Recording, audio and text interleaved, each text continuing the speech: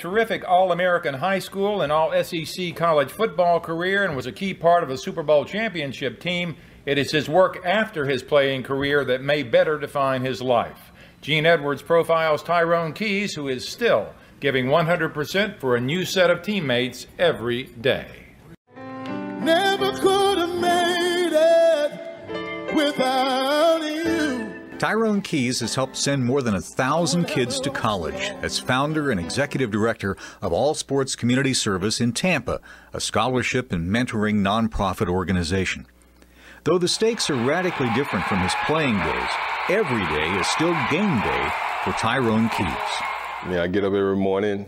I pretend that I got a game. I pretend I do the same thing that we did when Mike Dicker called us up right before each game. We got together and said the Lord's Prayer. I do that, and I head out to the schools. Dad worked for FHA, and though Mom taught at Murrah, Keys became an All-American lineman at arch-rival Callaway. The Chargers winning 22 straight home games and a Big 8 title with one of JPS's earliest integrated championship teams.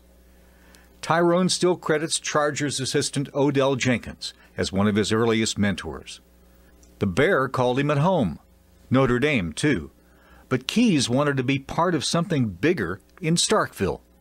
I never forget on recruitment day, Johnny Cooks called me, Glenn Collins, we decided that we were going to go to Mississippi State together. We talked to Willie Jackson, and all of us got on the phone talking to one another. Marty McDowell called, and we were saying we're going to go up there and we're going to do something special. The telephone group hug finally paid off in the team's Sun Bowl season of 1980. I'm Pat Summerall, and this, of course, is Tom Brookshire. We're at the Sun Bowl, an event that we perhaps love to cover more than any other. What a day this is, even for El Paso. This is outstanding. It's about 70 degrees, a slight breeze, and both clubs are really queued up and teed up, ready to go. And it's a good one. Tyrone Keys, he's the big fella. Fakes. Ball is not loose. Mississippi State comes up with it. Tyrone Keys. I don't know what to tell you about that. Quinn fakes. Keys puts the pressure on, and Tyrone Keys has the sack of Jeff Quinn. He beat the block of Mandelko, the offensive right tackle. Number 98, Tyrone Keys. He can physically change the play because he can come right over and through people. And there he is. 6'7". State won 4 of its first 5 before getting spanked at home by USN. But we had made a commitment in that locker room after that Southern game that we were going to win the rest of our games, and we had to play for each other. Proving once and for all that good can indeed come from bad, State regrouped. The Southern Mississippi loss had occurred on October 11th. On October 12th, the Bulldogs made a commitment. They declared a new 5-game season. They decided right then and there to win all 5 of those games. The fact that Miami, Auburn, Alabama, LSU, and Ole Miss were those 5 opponents didn't matter. Miami, a nationally ranked team that would go on to win the Peach Bowl, was first on the list. Jim Kelly, you are on the clock. In the Orange Bowl, the Hurricanes went into the game with what was statistically the nation's 3rd best defense. The Bulldog defense had another day in the sun, too. Johnny Cook scored a touchdown on a pass interception. And the defense demonstrated the first of 3 straight goal line stands that would win 3 consecutive football games. Mississippi State fired the shot heard around the football world. Mississippi State 6, Alabama 3. Mississippi State not only scored more points than Alabama, the Bulldogs beat the Crimson Tide in every facet of football. No less an authority than Paul Bear Bryant called the state victory decisive and strolled to the south end of Mississippi Memorial Stadium to personally tell the Bulldogs that. Emory Ballard, the man who invented the wishbone offense, had designed a defense to shut it down. And the defense did. In a wild Mississippi State dressing room, Millard told Newsman, "We played from the ground up, start to finish, and never once let up. This is a great bunch here who decided they wanted to be something better than average. I'm proud for them, and I'm proud for everybody who loves Mississippi State." School record at State with 10 sacks in 1980, 26 for his career. The Jets drafted the 3-time second-team All-SEC pick in the 5th round, but he got a better deal with the CFL's British Columbia Lions. 2 seasons and 20 wins later, the Bears traded for Keys, who spent the 83, 84, and 85 seasons in Chicago, where fellow Mississippian Walter Payton took him under his wing. Well, definitely, when I went there, I never forget meeting Walter Payton, and of course I grew up watching Walter Payton, and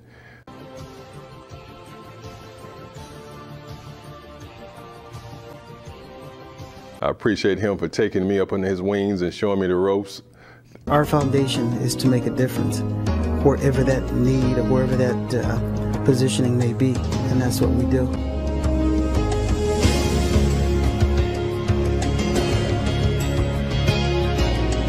Walter's dedication to helping kids is evident even when it comes to the simplest of tasks.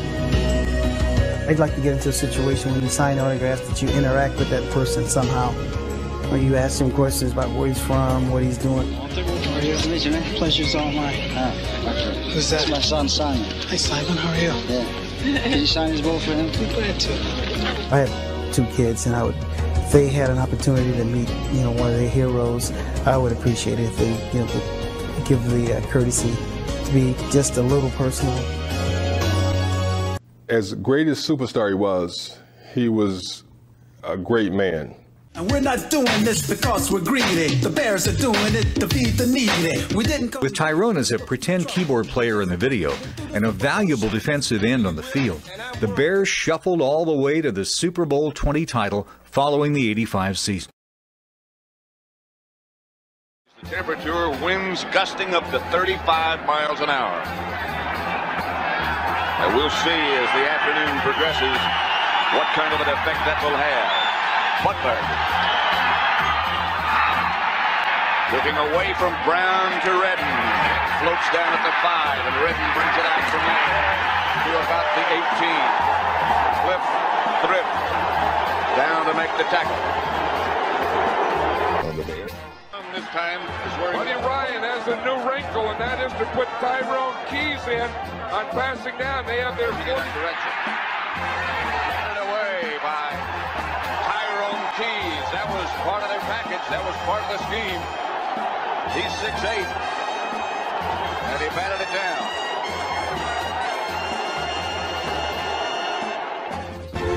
Ahead 17-0, the stage was set for one final magic moment. And now the winner that everybody talked about. I wonder if finally arrived. Maybe they're cheering for the snow. The best thing about that day was the last fumble. 3rd down, 11 yards to go for Dieter Brock and company. Brock back to pass, the rush on to and hammered down. Look at the ball. Picked up by Wilbur Marshall. Marshall running across the goal. 35, 20. There's all the way. 5, touchdown. And a goal. Oh, man. What a way to end. Oh. Wilbur Marshall has scored for the Chicago Bears. Because today they became the first playoff team in history to record back-to-back shutouts. First it was the Giants, and now it's the Rams. I can still see it in slow motion when Wilbur Marshall picks up the ball. The Fridge is leading him down the field, and we all are just running with him. Fridge ain't losing no ground now. He's right with him. You can't write a script for this, just the way it all ended. Not to get theatrical, but I mean, how better can you write a script here for crying out loud? And the snow starts coming down, and the fans went absolutely crazy.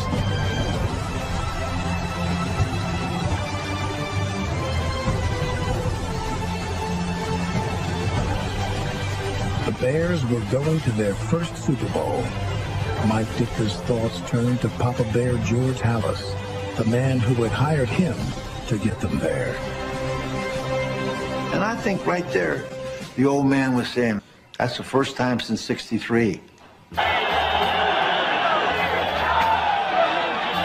And finally, a Super Bowl for the Chicago Bears. Walter Payton hugging Virginia and Ed McCaskey. Now linebacker Otis Wilson. Inside the Bear locker room for the owners of the Chicago Bears.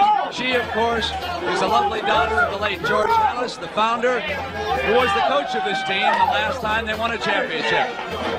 And the fridge, number 72, William Perry. A team of destiny, according to Bud Grant, before this game started. And the former Minnesota Viking coach knew something there, because today they became the first playoff team in history to record back-to-back shutouts. First it was the Giants, and now it's the Rams. This was earlier today in the Bear locker room as the Bears packed in preparation to go to New Orleans for the Super Bowl engagement with the Patriots. That's Tyrone Keys getting his gear together. We're just hard by the side of that locker room. We're in the weight room of the Bears. Atlanta, bring on Dallas. This is for Mike and Papa Bear Hallis. This man walked in the room and said, if you just stand with me, if you just believe in me, we'll be at the dance in 3 years. And here we were. I wanted the Bears to be the best. I wanted the Bears to have the best reputation. I wanted them to be the toughest, and I wanted to win the championship. And I told our team when I got there, I got good news and bad news. The good news is we're going to win a Super Bowl here. The bad news is a lot of you people aren't going to be here when we do it. And I didn't mean that to be cruel. I meant it to be factual. One of the most dominant defenses ever saved its best for last. To Grogan, the blitz is on, over the left side, he goes.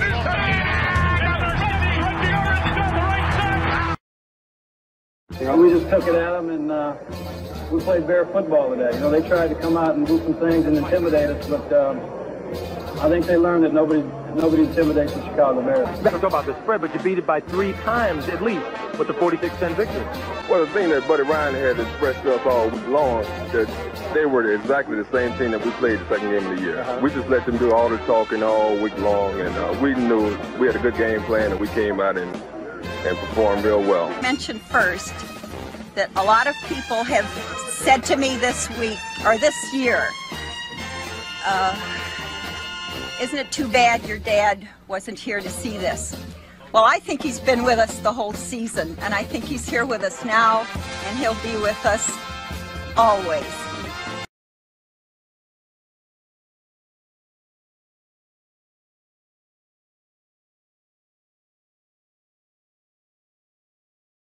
Tyrone recalled Peyton's urging that he start preparing now for life after football.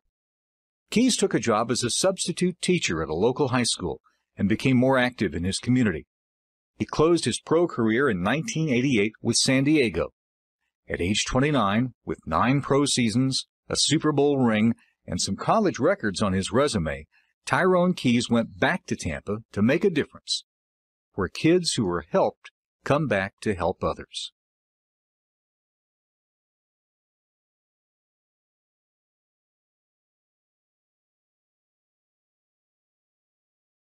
In the me-first world of professional sports, most players won't extend a hand to help up a teammate, much less go out of their way for someone they don't know. Well, here's another feel-good story about a former NFL lineman, Tyrone Keys, who knows all about that life.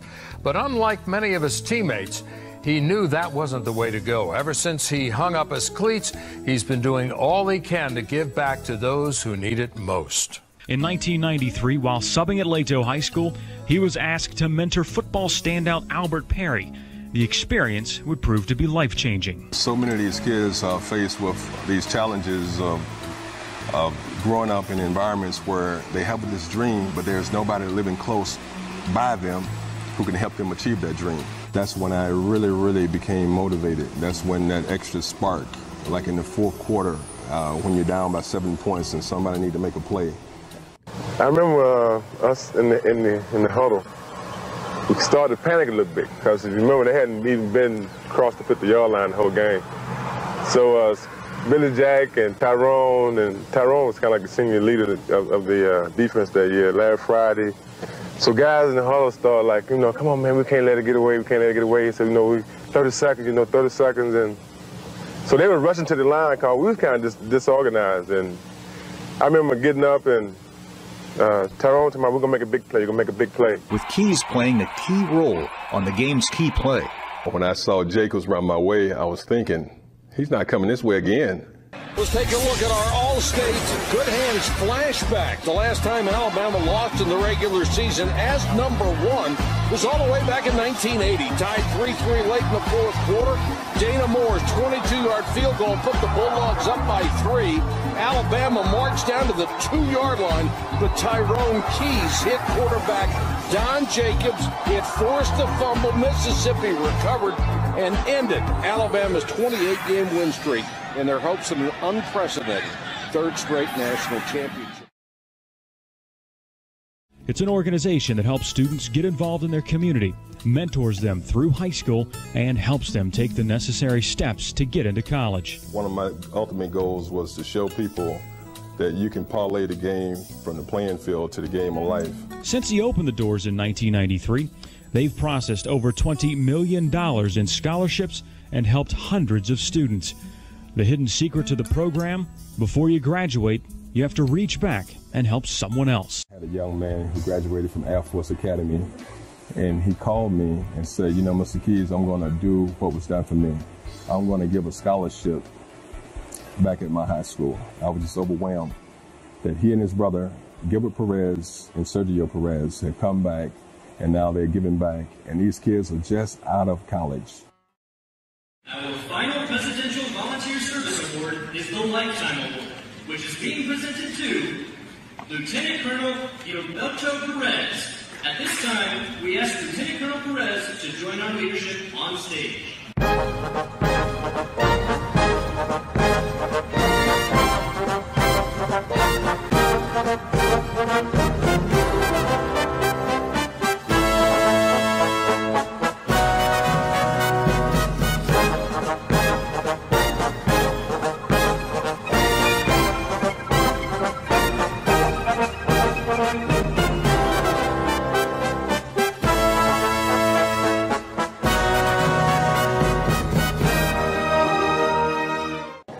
The criteria for this scholarship was for students who excel in academics, sports, and community service.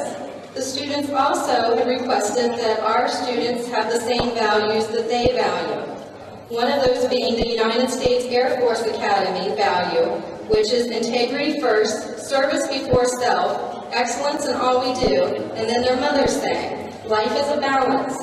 One you must strive to be the best you can be, while balancing academics, athletics, spirituality, and extracurricular activities. And I know they had a very hard time making a decision on this. And the two students they chose are Mr. Brian Benson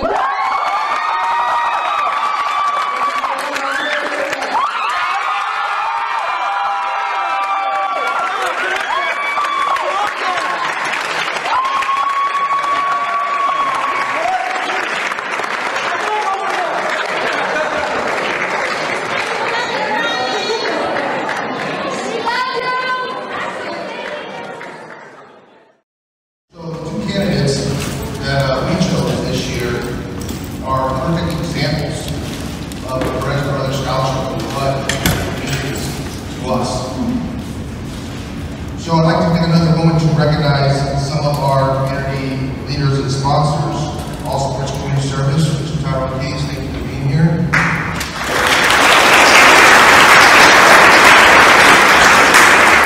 15 years ago, he's the one that kind of showed us the importance of education and being a student before being an athlete. And the most important thing is giving back to the community. And that's what we're doing right here. So I want to also thank Illinois Summons Foundation and their contribution. Also, one of our newest sponsors, Mrs. Jennifer Garrett. She is a leadership coach, an author, host of the podcast, Move the Ball. And that's what she's helping us do. Move the ball so we can give back to you as student athletes. So our first winner, I'm not going to say the name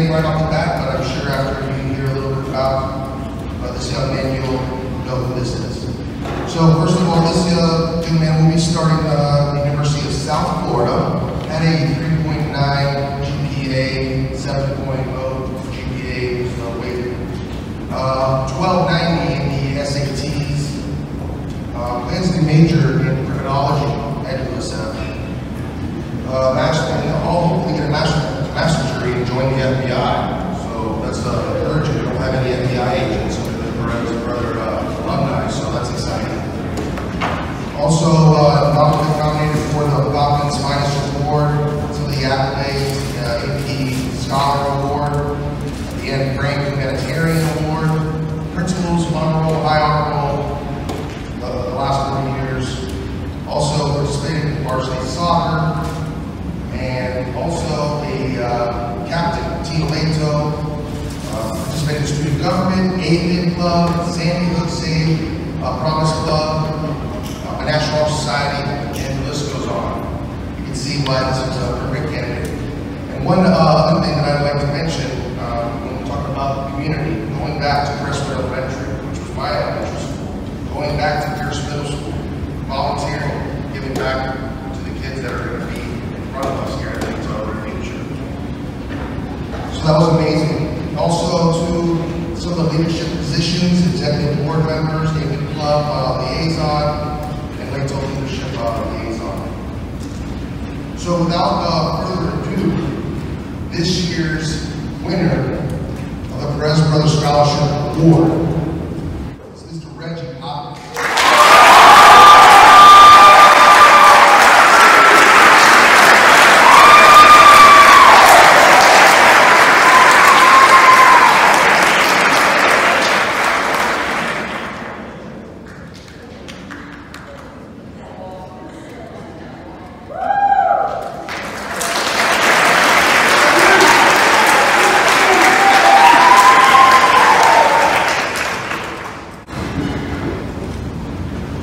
Congratulations.